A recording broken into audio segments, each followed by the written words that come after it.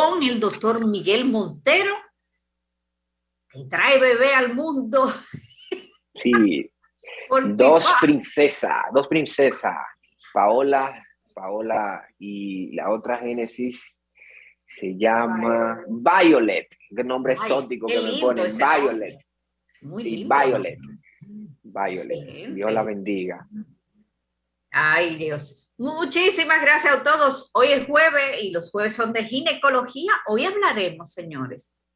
Ay. El doctor va a hacer una introducción que va a hacer pensar mucho. Hoy hablaremos sobre enfermedad pélvica inflamatoria y sus repercusiones en la fertilidad. Doctor, nos gustaría que usted nos hablara qué es la enfermedad pélvica inflamatoria y cómo ocurre.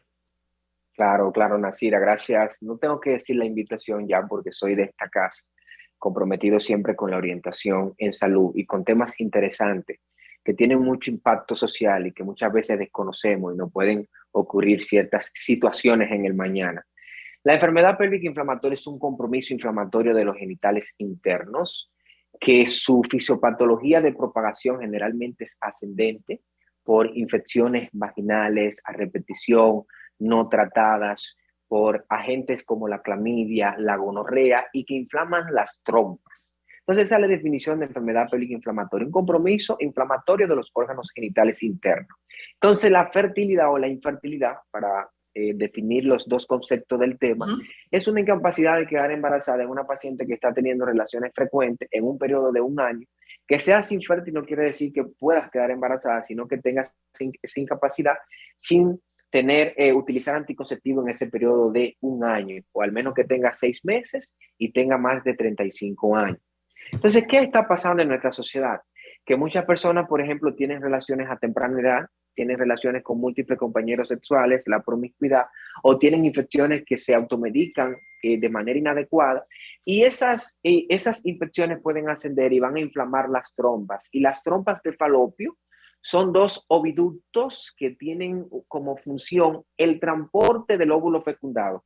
Es decir, a los primeros 5 días o 6 días del óvulo fecundado, del blastocito, va a estar a nivel de las trompas, que son las que se inflaman y que también en la infección pélvica inflamatoria pueden hasta tomar los ovarios. Entonces, ¿qué pasa?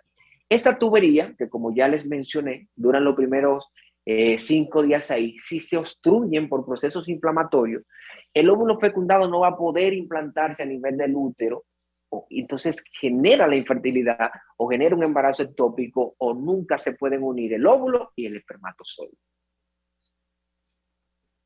Esto es importante saberlo, doctor. ¿Tenemos síntomas la paciente con enfermedad pélvica inflamatoria? Claro que sí. Y principalmente los síntomas son dolor pélvico. Hay pacientes que tienen dolor pélvico por muchas causas. Nosotros siempre tenemos que descartar de manera diferencial infecciones pélvicas.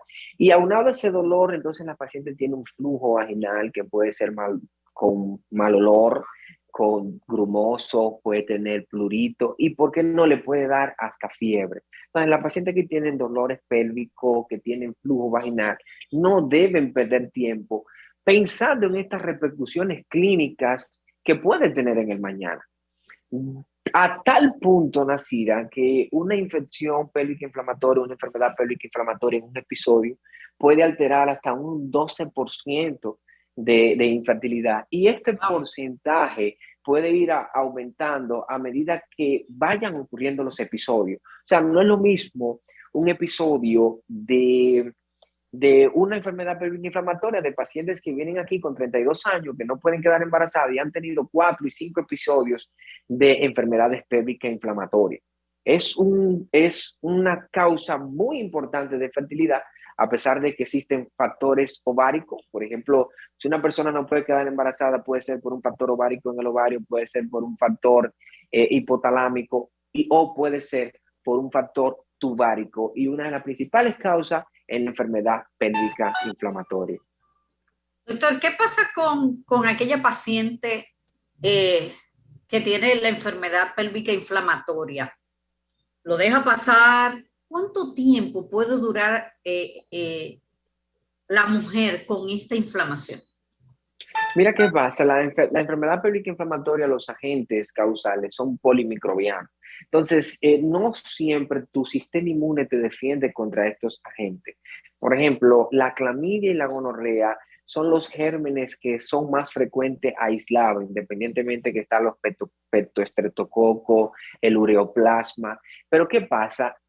A suponer que tienes una gonorrea o que tienes una clamidia, una Neisseria y una clamidia, y no la tratas de manera adecuada, esa infección va a ocasionar inflamación y va a ocasionar una cicatriz dentro de la luz de las trompas de falopio y se va a infectar. No podemos estimar un tiempo de un mes o de 2 días porque depende mucho de tu sistema inmune, claro está. Ok. No quiero decir que todas las infecciones vaginales van a causar una enfermedad pélvica inflamatoria, pero si no son tratadas de manera adecuada, y ojo, estos gérmenes nacirán como la nacira, como la Neisseria, no es que no se parece, la Neisseria, como la Neisseria y la clamidia, son de contacto sexual. Y al ser de contacto sexual, muchas pacientes se tratan solas, no tratan a su compañero, y estamos entonces en el círculo vicioso de tratarse, pero tratarse de manera inadecuada, volver a contagiarse, y en ese periodo de tiempo pueden durar hasta años, Nacira. Y Sí, son las pacientes que dicen, yo tengo 2 años sufriendo de infecciones vaginales que no se me quitan.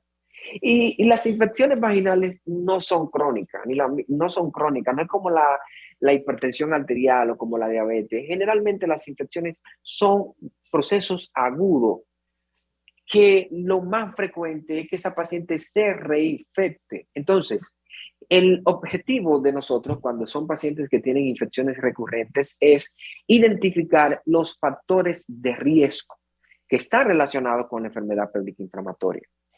Podemos comenzar con el factor socioeconómico. Es cierto que en un nivel socioeconómico bajo predisponen un poquito más las infecciones pélvicas inflamatorias. Las pacientes que utilizan, que tanto lo hemos mencionado, duchas vaginales, utilizan óvulos después de la menstruación porque afectan ese pH, esos bacilos de Dudley, que son lo que protegen contra las infecciones vaginales. La promiscuidad es un factor de riesgo por múltiples compañeros sexuales. Tener múltiples compañeros sexuales obviamente va a aumentar el riesgo de poder adquirir una infección de transmisión sexual como la clamidia y la gonorrea. Señores, hay personas que entienden que la gonorrea no existe. Sí, hay personas que entienden que tener una clamidia es tener una manifestación muy florida o con ampollas, y no.